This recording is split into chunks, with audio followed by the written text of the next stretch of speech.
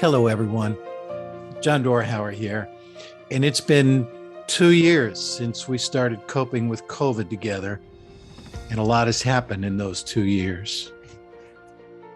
Although just about all of us entered into this season thinking, we'll do whatever we have to until this thing blows over. We have all now shifted our thinking and are beginning to ruminate deeply about how what we learn is going to be with us for a long time. And some of that we'll look back on, and what we will have experienced was painful. And some of that we'll see as learnings that promise new growth. After now 6 rounds of one-on-one conversations with conference ministers and following a series of one-on-one interviews with dozens of clergy, after worshiping in dozens of virtual spaces with leaders across the denomination, after countless, and I mean literally countless Zoom meetings and webinars in which we all with one another discuss the current challenges and future changes, there's a lot to talk about.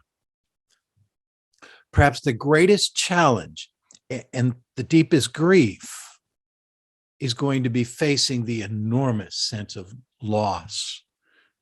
Over 1 million deaths have been tracked so far. And we all know it wasn't just lives and wasn't just health that was sacrificed. It was timed with loved ones for birthdays, anniversaries, weddings, funerals, the holidays, all were missed. Churches missed important events in their life together. Our need to respond to the grief and the trauma with pastoral care grew, while our capacity to provide that pastoral care was compromised by the pandemic. And yet, as a testimony to the collective commitment of those called to serve, we experienced new growth and new vitality in ways we didn't expect. Over 2/3 of our churches reported starting new ministries during the pandemic. Most churches reported that new members joined during this season, many having never entered their building, only encountering the church for the first time in virtual space. There are reports, consistent reports, of both giving and attendance increasing in 2021.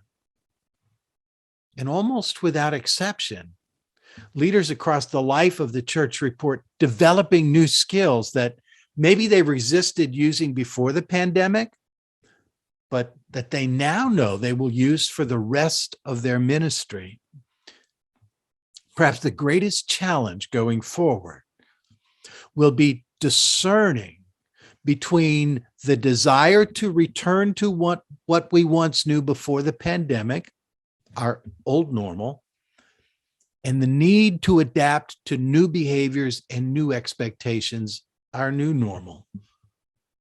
There are new members and friends who found us online to whom we now will relate only virtually and for whom we bear pastoral responsibility. So we have to learn how to do this. And when the pandemic ends, a whole new way of doing this is going to have to evolve post-pandemic.